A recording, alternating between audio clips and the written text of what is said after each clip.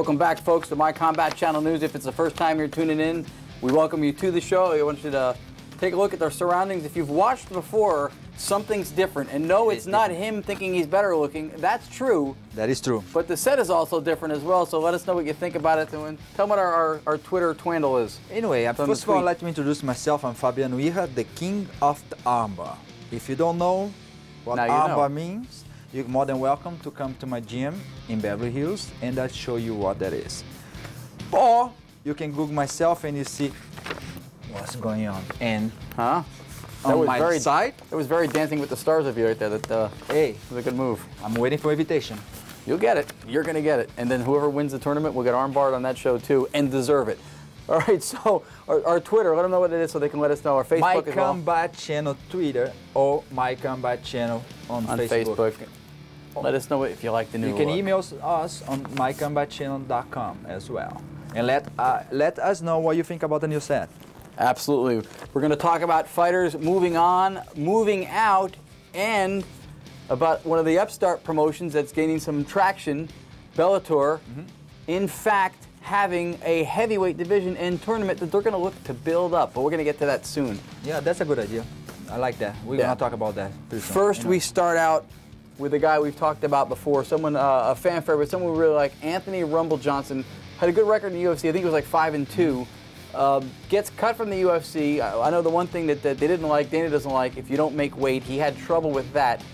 Well, so even though he's doing successful defenses and wins, he gets cut. So now he's going to be fighting in the new World Series of Fighting in Las Vegas, November 3rd. There's his opponent, DJ Linderman, in the red and black trunks. Now, Linderman, I've had the honor of calling a couple of his fights in Florida, and he hits extremely hard. Extremely hard, yeah. I noticed that. And both are the same high, 6'2", and he's 14-3. Yeah. So no doubt. DJ Linderman from the Pacific Northwest, possibly the scariest thing up there outside of Bigfoot himself. Definitely going to be a tough test for Johnson, whether he makes weight or not. Yeah, but I like Johnson, and you know, I like his fight. I think he didn't have a very good, fair fight against Vitor in Brazil. You know, I think it's shame when you release a fighter that jump in the last minute to go into the other fighter country to fight against the guy that is like was in the main event, almost in the main event at that time. Too much pressure, and then release him right after that. It's not fair for him. And so Johnson took that fight last minute, stepped up to fill a void, loses the fight in another country, and then got released. Is that, you know, that's not fair. Like, again, that's my opinion as a fighter. They've been there before, and sometimes they're not very, you know, fair how they release the fighters, or sometimes how they keep the fighters, because sometimes you see fighters losing 4 times in the row, and they still use them. Anyway. Right. I think sometimes that's not my problem. Sometimes that's an excitement thing too. I think if the fighter brings it, even if they lose, sometimes they're a good gatekeeper. They keep them around because fans like it. Nonetheless, we're going to move on to someone else that just got released from the UFC. Charlie Brenneman. Yeah. He got 4 wins, 4 losses in the UFC. Right. So, again, balance-wise, you know, like it's very hard to, you know, figure out why they let you go. You know, if you're not excited or like you're not, there he is, right there. You're not, for sure. If you're not excited, fighter, it should not even have you there. Right. In my opinion, you know, like I used to walk in, 2 things in mind: or either gonna get knocked out, or either gonna get the guy submit. That was my idea. Never to go to decision. Never let to the judge. Right. You know, I felt sometimes better get knocked out than go to decision. You know? Yeah, Brenneman, an excellent fighter. He fought under the Elite XC banner when I was there for a while, and I knew then he was going to be somebody that the UFC was going to have their eye on sooner or later. He has a TKO loss in the last fight to Kyle Noke, who's from Australia, also fought under the Elite XC banner. They never matched up there, but Kyle Noke had some problems too with some losses. He's since turned his career around, takes Brenneman out, and then Brenneman now out of the UFC. And he'll be back on the local regional level, probably trying to, as many guys do, try to fight their way back up to get noticed by Joe Silva and once again be in the octagon. Yes, and talk about losing weight in, to get ready for the fight. I love the idea of one day they have a tournament that the fighters have to weigh in before the fight. On the day of the fight? Not on the day of the fight. Like right before the fight? Right before the fight. Like an hour before the fight or something like that. That would seem to define the purpose of having a weight class. Now we're going to be able to find out who is the real champion on that weight division.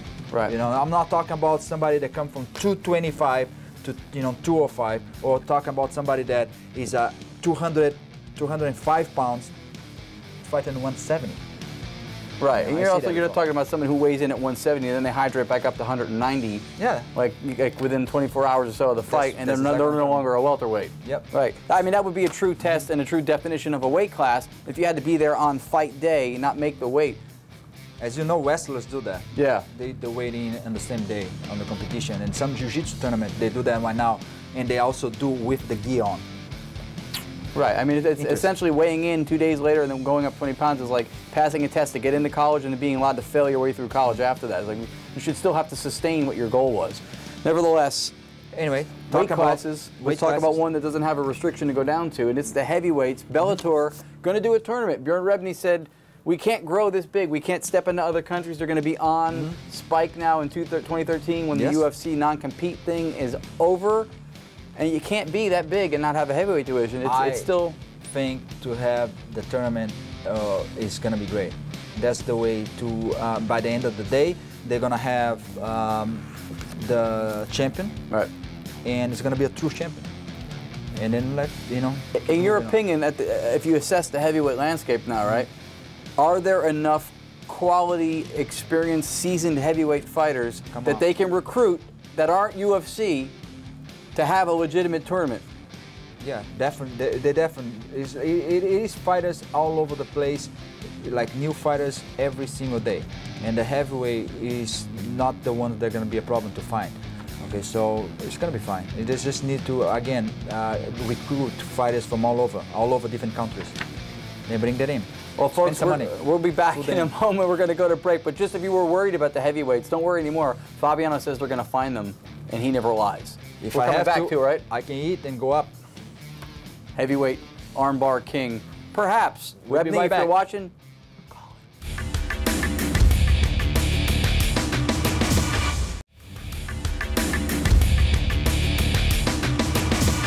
welcome back, folks, to My Combat Channel News. This is a segment that I was looking forward to doing. We talked about this earlier. Yep. I like to call this segment Nobody Likes a Quitter, because we're going to talk about fighters now who have had an insane amount of fights in their careers. Yeah, the most. We're going to go from the top down to the bottom. So Travis Fulton, he got 296 fights, 247 wins, 49 losses. From that many fights, he doesn't have time to do anything else. If anybody else in any combat sport had 49 losses in their career, they would have a completely horrible losing record. Yeah. But when you've got 247 wins, that's 20% of his fights. Every time that the fighter got hurt or something like that, they step in. I do remember seeing him fight 4 times in 1 month. Wow. 4 times in 1 month. Sometimes he used to fight like more than that. Well, if you get a calculator and you calculate, you're gonna see that you have to. If you know how many years this spans, right, you would know. Exactly. So if MMA had a temp agency, that would be their guy. Yeah, and he's not that old. You know, we're talking about an older guy, Dan Severn, that has 120 fights, 101 wins, and 19 losses.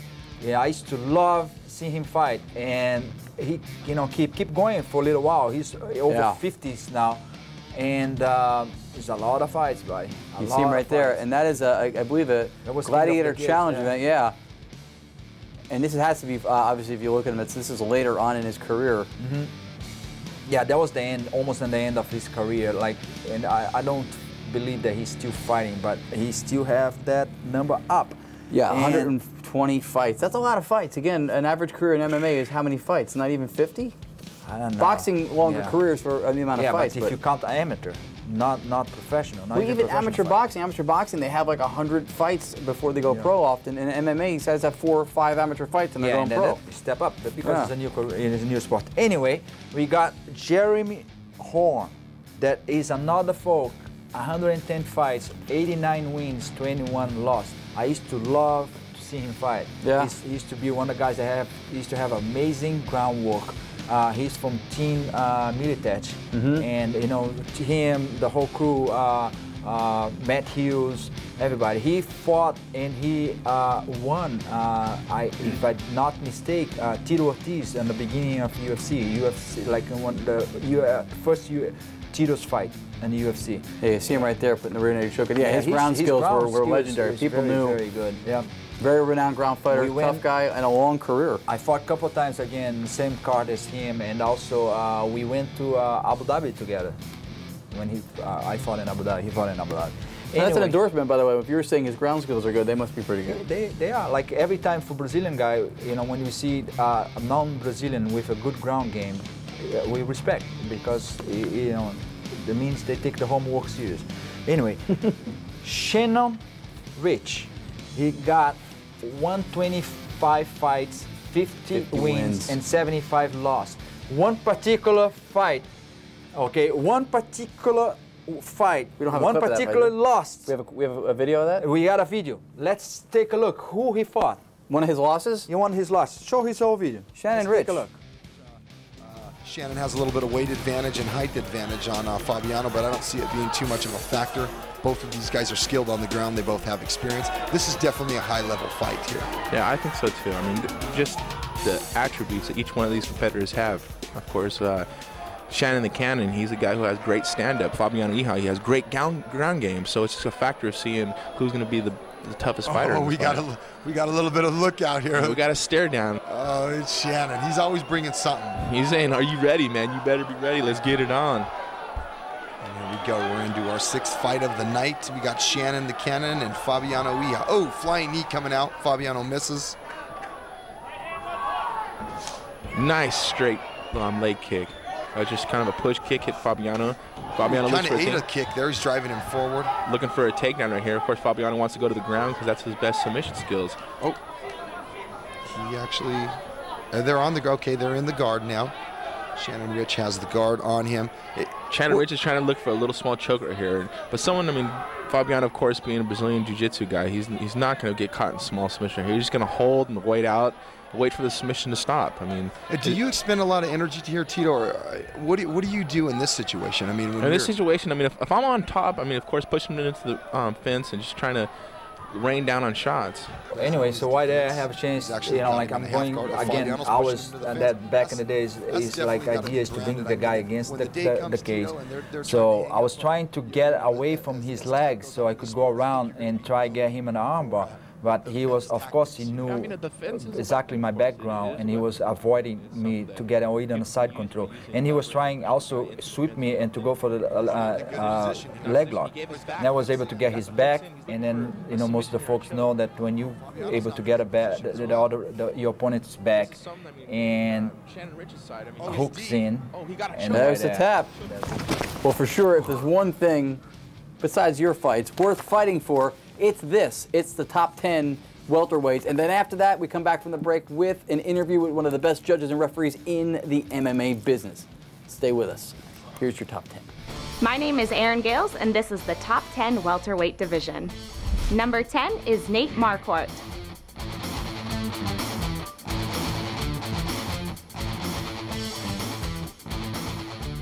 Number 9 is Rory McDonald. And number 8 is Josh Koscheck.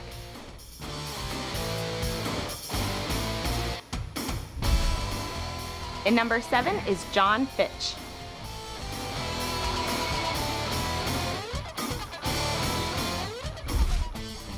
And number 6 is Jake Ellenberger.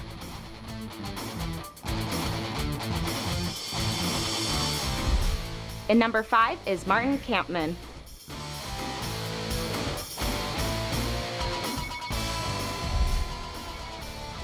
Number 4 is Nick Diaz.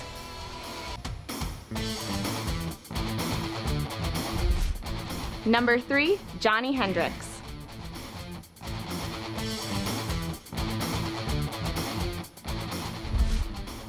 And number 2, Carlos Condit.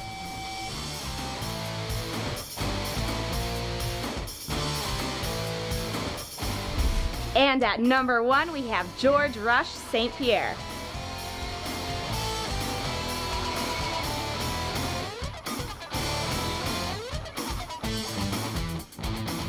I'm Erin Gales. Thank you for watching the Top 10 Welterweight Division.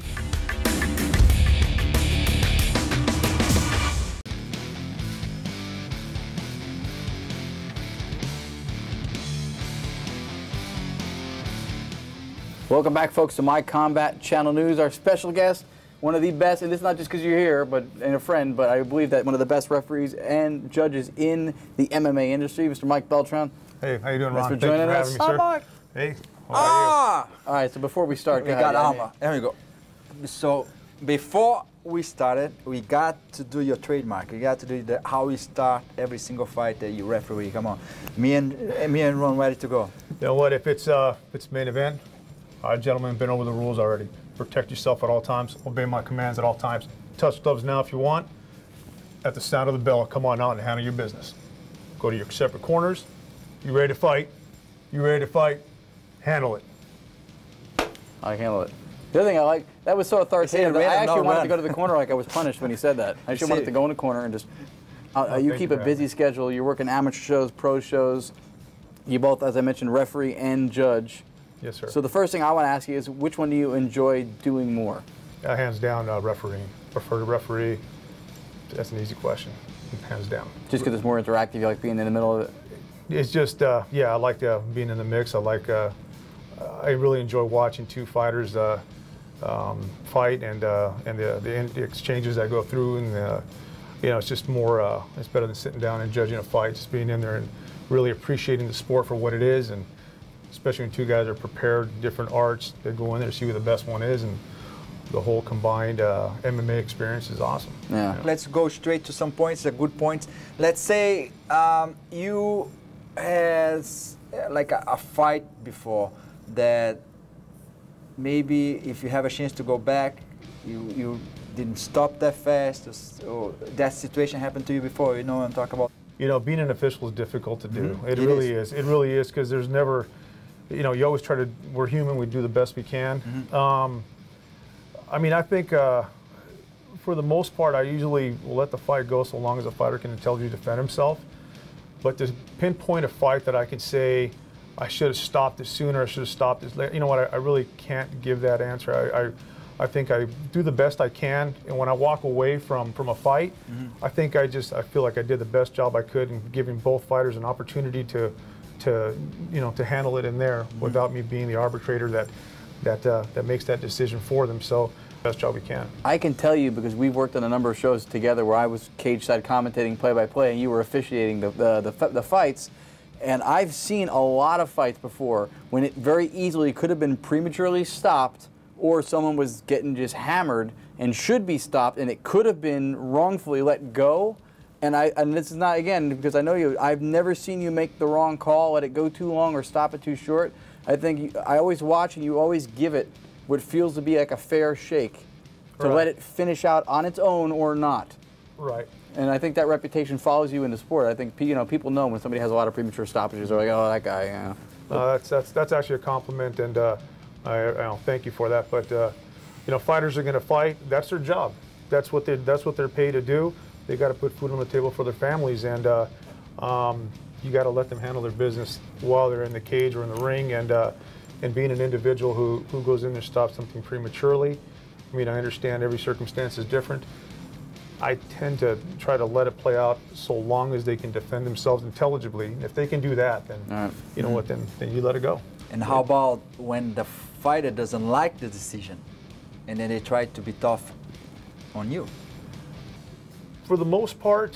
You mean like if a stoppage, if you stop the fight stop and they don't agree with the stoppage, they don't agree, they think, oh, I didn't stop, I didn't tap, or something like that, and then they trying to, you know, be tough on you.